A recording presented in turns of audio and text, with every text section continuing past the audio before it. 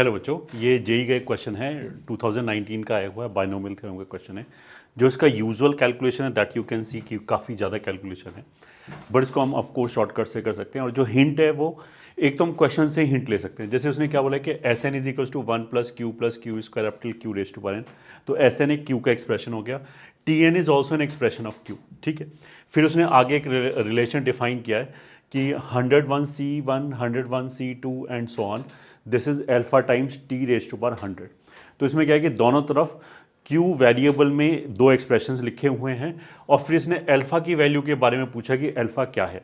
अब अगर मैं ऑप्शंस में देखूं तो आई विल सी के अल्फा एक कांस्टेंट है, तो उसका मतलब है क्यू की किसी भी वैल्यू के लिए जो अल्फा है वो तो सेम ही आएगा। अब देखो, एक हिंट तो हम क्वेश्चन से ले सकते हैं, उसने बोला कि क्यू 1 नहीं होना चाहिए। तो अगर हमने बोला कि चलो ठीक है क्यू 1 नहीं होना चाहिए बट 1 की तरफ तो जा सकते हैं, तो हम क्या करेंगे एक सोल्यूशन के लिए कि इसमें हमने limit Q is standing towards 1 कर दिया। अब देखो, अगर क्यू 1 की तरफ गया तो ये क्यू प्लस 1/2 ये 1 हो जाएगा। तो जो टी एन है उसमें सारे टर्म ये 1 1 1 1 1 हो जाएगा। तो T N basically N plus 1 हो जाएगा। तो जो टी 100 है वो 101 हो जाएगा टाइम्स अल्फा। अच्छा, जो लेफ्ट हैंड साइड पे है उसमें S1 S2 S3 ये सब इन्वॉल्व है। तो अगर मैंने Q की जगह 1 रख दिया तो ये 1 1 1 1 1 1 हो जाएगा। तो उसका मतलब क्या है कि Sn will also be n+1। अब अगर हम इसमें आएंगे तो लेफ्ट हैंड साइड पे ऐसे लिखा है 100c1 प्लस 100c2 इंटू 2, क्योंकि S1 की वैल्यू 2 हो जाएगी, that will be 101c2 plus and so on, and this last will be 101c101। ठीक है, उसका मतलब क्या है कि जो राइट हैंड साइड है वो basically R into N C R -1 R into N C R की फॉर्म का हो जाएगा, सिग्मा ऑफ दिस। तो उसका तो एक सीधा सीधा फॉर्मूला याद करते हैं, that is n into 2 raise to power n-1। तो यहाँ पे n का वैल्यू 101 है, तो this will be 101 into alpha बराबर 101 इंटू 2 रेज टू पावर 100। ये कैंसिल हो गया तो अल्फा का वैल्यू 2 रेज टू पावर 100 आ गया, इसलिए fourth is the correct answer. तो भले उसने q बराबर 1 रखने के लिए मना किया है, बट हम ऐसे तो बोल ही सकते हैं चलो हम 1 नहीं रखते, बट q स्टैंडिंग टुवर्ड्स 1 कर दिया और दोनों तरफ लिमिटिंग वैल्यू निकाल लिया।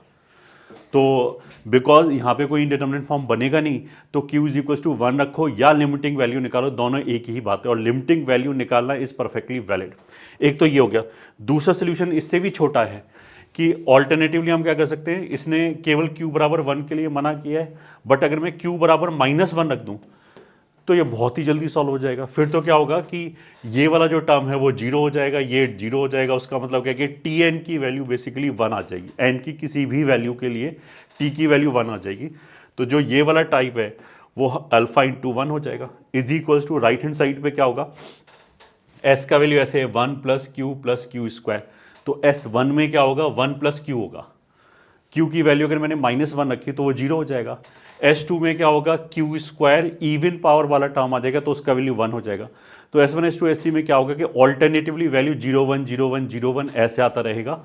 तो जब हम लेफ्ट हैंड साइड पे वैल्यू रखेंगे तो फिर लेफ्ट हैंड साइड पे क्या होगा, S1 0 हो जाएगा, फिर S3 0 हो जाएगा।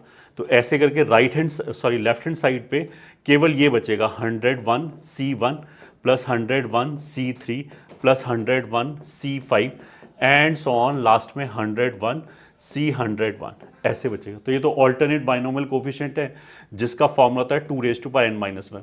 तो अगर ये अपर जो सबस्क्रिप्ट है वो 101 है तो इसका वैल्यू 2 रेज टू पावर 100 हो जाएगा। तो आंसर इज 4। तो अगर हमने ये सिंपल ऑब्जर्वेशन कर लिया, कुछ एक पर्टिकुलर वैल्यू सब्स्टिट्यूट करके देखा, तो हमारी बहुत सारी कैलकुलेशन बच जाएगी। और ये क्वेश्चन मतलब मेंस जैसे जगह पे वो प्रॉपर कैलकुलेशन से पूरा करना इज़ नॉट एडवाइजेबल। हमें इसी तरह के सोल्यूशन पे विश्वास करना चाहिए।